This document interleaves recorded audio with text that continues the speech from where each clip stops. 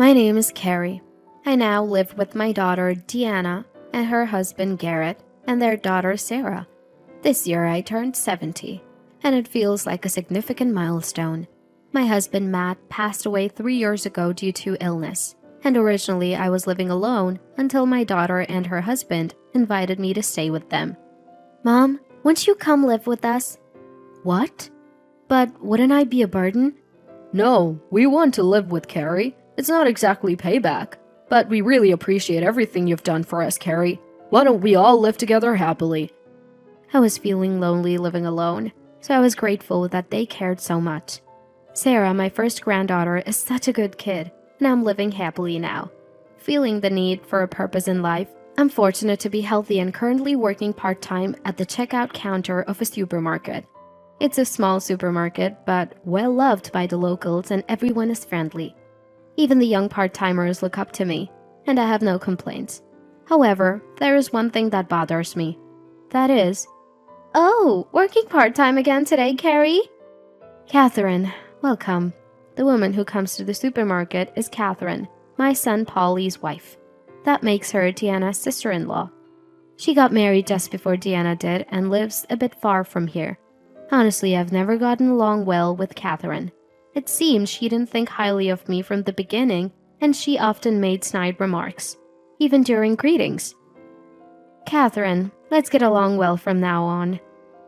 Carrie, that's fine. You don't need to bother." "What? You don't need to worry about us, so please don't interfere too much, okay? I'll handle family matters just fine. We don't want any mother-in-law and daughter-in-law conflict, do we? It's stressful for both of us." She put up a wall from the beginning and we were shocked. At the same time, I didn't have a good impression of her. Matt didn't think highly of Catherine either, but Polly seemed quite smitten with her. "I'm definitely going to marry Catherine," he used to say.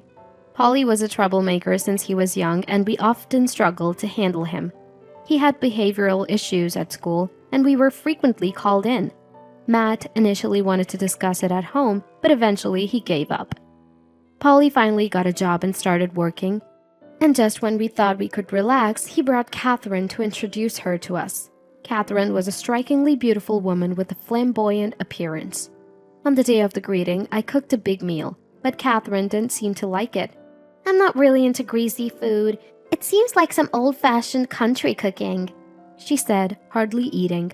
Matt was about to yell at her, but we managed to finish the greeting peacefully. We tried to convince them a few times, but they ended up getting married and now live a bit far from here.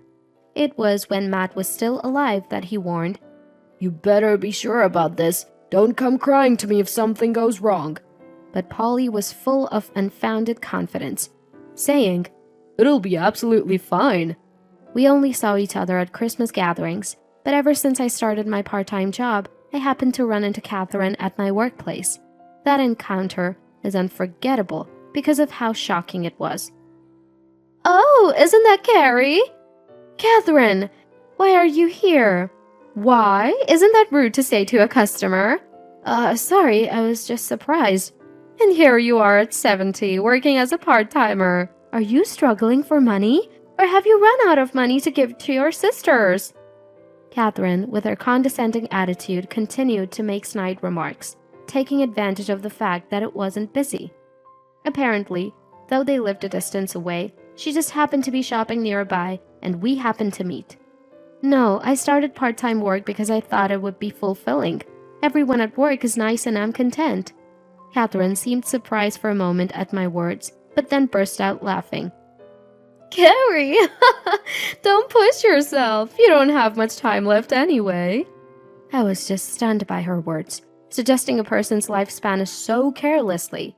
As the line at the register started to grow, Catherine left. "Carrie, are you okay?"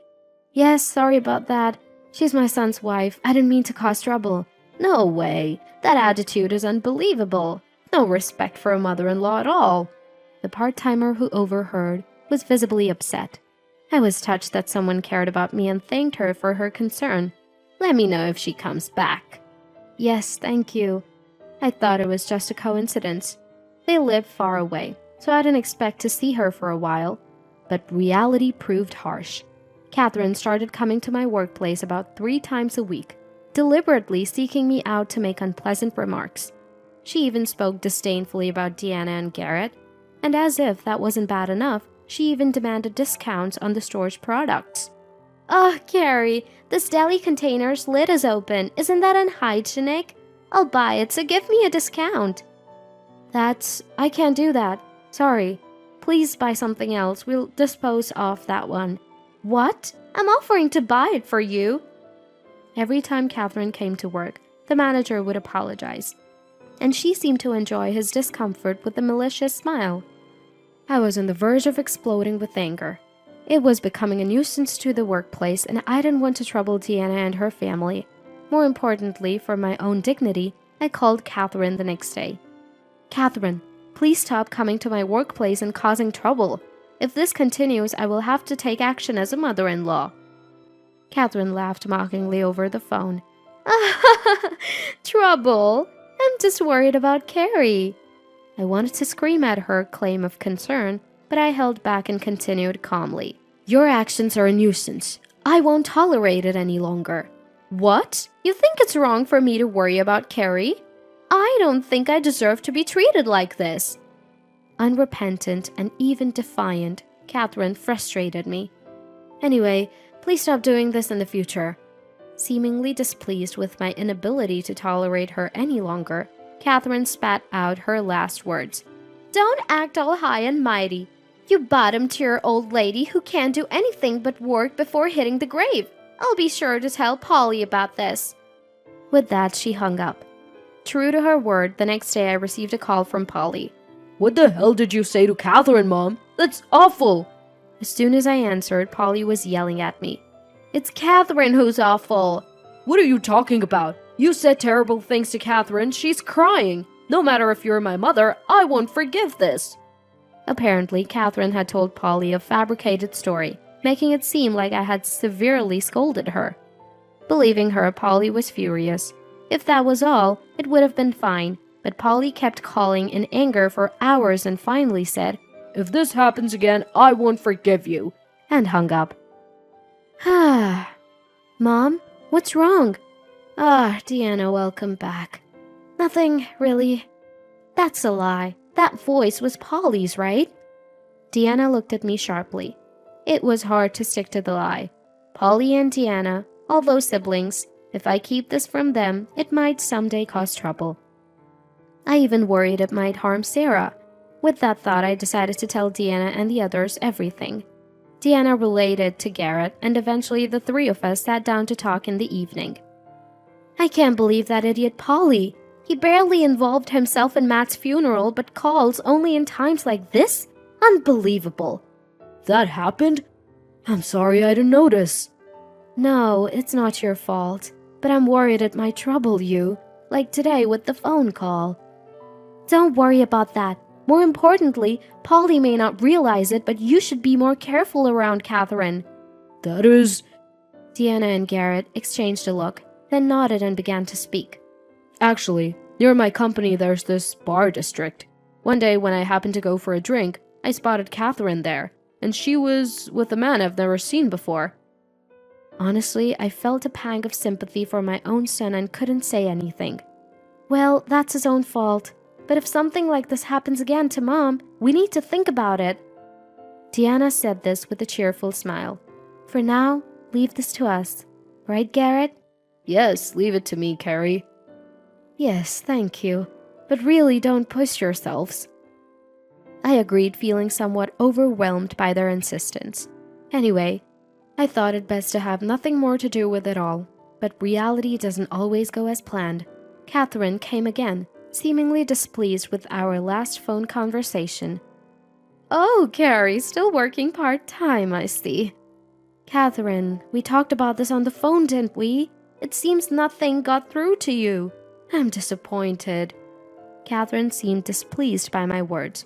"Are you sure you should be saying that, Carrie? Do you know that Polly's client is Garrett's company?" Catherine suddenly laughed mockingly and blurted out. Hearing this for the first time, I was shocked and my eyes widened. Seeming pleased with my reaction, Catherine cheerfully laughed and whispered to me, come to the cafe by the river called Lark later today, if you don't want Garrett's company to go under. Okay? Catherine's smile looked devilish. I could only nod and said, "Understood," and she left the shop contentedly, still smiling. After my part-time shift, I headed to the designated cafe. Catherine was already there and beckoned me over. "You came as I expected, Carrie." Her sinister smile sent a chill down my spine. The cafe was quiet, seemingly unnoticed by others. Inside, the two of us sat in the tense silence. "What do you want?" "I was hurt by what happened before, so I want you to take responsibility," Catherine continued with a smile. "Besides, Polly is an executive in his company, involved in big deals. His company and Garrett are about to have a major business deal. But what if that deal falls through because of you, Carrie? Wouldn't Garrett lose his job?" "You! If you care about your beloved Garrett and Deanna, promise to pay me $300,000 right now." "300,000? It's a big amount, but you said a lot to me, right? It's only fair. If you don't agree..." Catherine raised her hand. A menacing man emerged from the back of the cafe and stood in front of the table. "This man, a friend of mine, works in a, let's say, shady world. So if you don't pay, I won't be responsible for what happens to Deanna or Sarah, okay?" I was speechless at her shocking words. Realizing I had married my son to such a terrible woman was overwhelming. I glared at her and managed to say, "Understood." "I appreciate your understanding. And you know what will happen if you tell Deanna or Garrett about this, right?" "Yes." "Then I look forward to your cooperation, Carrie." I left the cafe feeling like I was being chased out. Returning home, the house was still and quiet. More than anything, I was shocked at the ugliness of the person Polly had married. Sighing, I sat in front of my husband's picture. "Dad, I'll do my best. I will protect what you left me in my own way." Declaring this, I steeled myself. I was determined not to let Catherine have her way. "Remember this. I'll make you regret everything you've done." First, I set a date to transfer the money to Catherine. Having agreed to pay and knowing she expected it, I calmly set a time frame to prevent any harm to Deanna or Sarah. Explaining the difficulty of the amount for a part-timer like me, I promised to pay within a month, and surprisingly, Catherine agreed cheerfully. "Understood. So within a month, then?" "Yes, I'll make sure to pay." That's because there was a reason. I set it for a month. Within a month, a relative's funeral was scheduled. I wanted to resolve things there, so I arranged it without causing any issues. Today is the day of the funeral, where many relatives will gather, including Polly and his wife. I decided to settle things there. "Oh, Sarah has grown so much."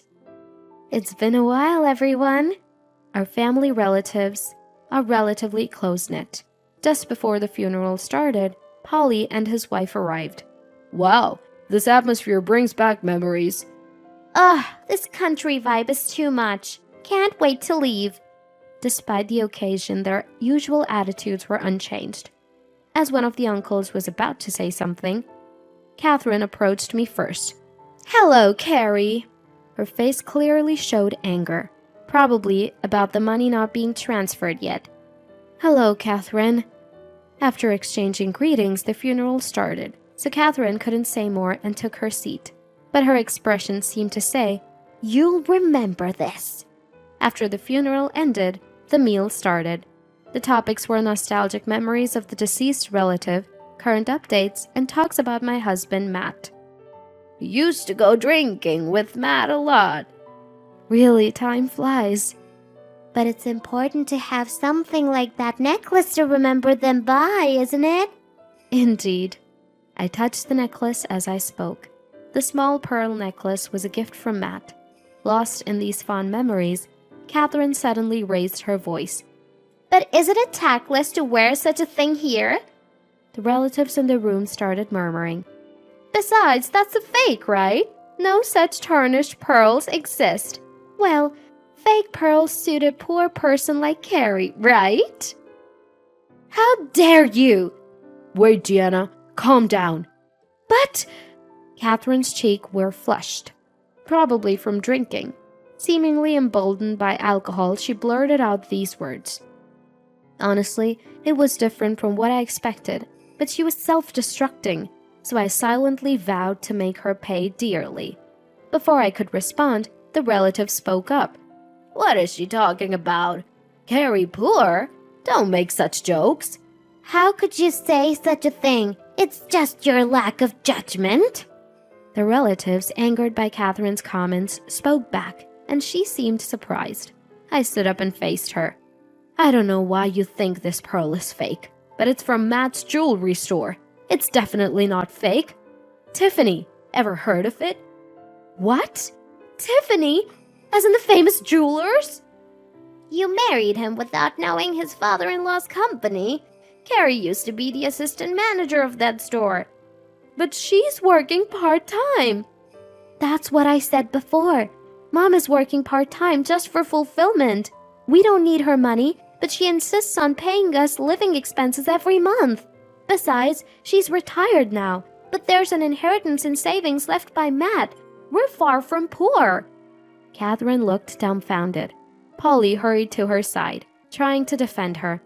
Wait, don't blame her. Polly, look at reality. She's awful. Shut up, little sister. What do you know? Catherine glared at us. I came here to settle this thoroughly, so I began. You won't get away with this. Who won't?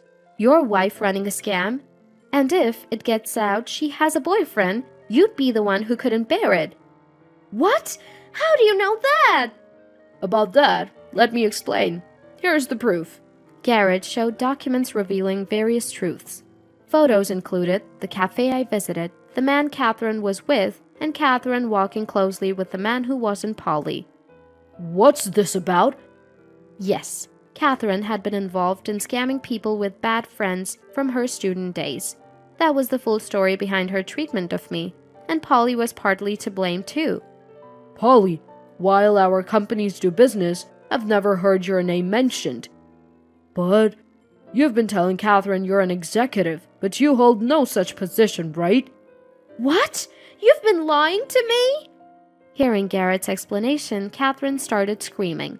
Sighing, I retrieved an attached case from the reception, opening it in front of them. It contained $300,000 in cash. Here's the $300,000 you unfairly demanded from me, Catherine. Emphasizing unfairly, she glared at me, her face turning red. I had recorded everything from the day she took me to the cafe. I never intended to treat my son and wife this way, but I thought it was best for them to learn a hard lesson. However, the condition is that you never appear before us again. You've caused enough trouble, and when I die, you won't get a penny of my inheritance. Wait, Mom, I'll leave Catherine. What? Holly, when you decided to marry Catherine, Matt and I tried to stop you. Weren't you going to be happy with her? You're her husband. Don't change your attitude now. Support her until the end. What? Stunned, the relatives started shouting. That's right. Get out of here. Initially, the two of them talked back, but they couldn't stand against the majority and left the shop meekly. Carrie, that must have been tough. Are you okay? Yes, I'm sorry everyone for causing such a commotion. Don't worry about it. Your uncle would be pleased too. Mom, Deanna, Garrett, thank you so much. I've caused trouble for you too. Not at all. We just did what we wanted to do. Finally, I feel like everything has cleared up and life is returning to normal. Afterward, it turned out Catherine was involved in various other fraudulent activities and ended up getting arrested by the police. Polly came crying to me soon after, but since Matt had warned him repeatedly, I decided to keep my distance. The commotion seemed to have spread rumors to Polly's company, and now he's been demoted, working at a subsidiary. As for me, I continue with my part-time work, living a peaceful life. This pearl you gave me, it helped me through this ordeal. Perhaps there's really power in the things our loved ones leave behind. Despite getting wrapped up in various issues, This experience made me realize the supportive people and warmth around me. From now on, I plan to live my remaining life never forgetting to be grateful for each day.